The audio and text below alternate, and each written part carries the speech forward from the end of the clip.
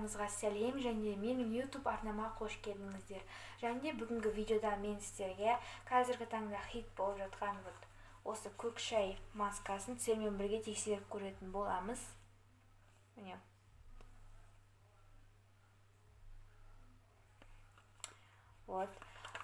Бұл менде осы түрі, бұның әртүрлі түрлері бар, бірақ та мен осы түрін таңдап алдым.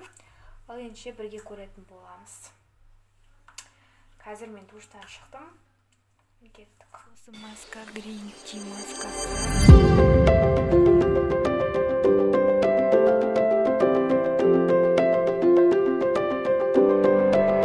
Осындай умывашкалармен жуып алғандарыңыз дұрыс болады. Беттеріңізді тазартып.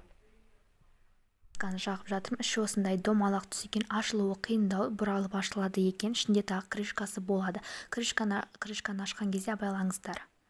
Масканы жаққамыз. Жаққан кезде өте жақсы негізі жағылады бетке.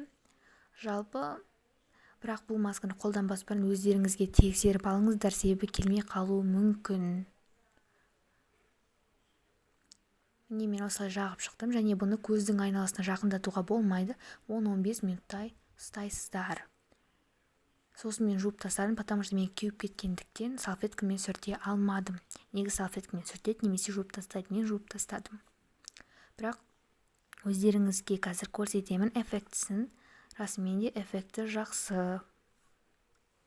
Жақсылап тұрып беттеріңізді жуыңыздар, себебі маскадан кейін жақсылап тұрып жуу міндетті түрде. Міне, эффекті бет расымен де ағартады. Менің ойымша эффектісі маған ұнады жалпы. Енді сіздер де алып мүмкін тексеріп көрсеңіздер болады.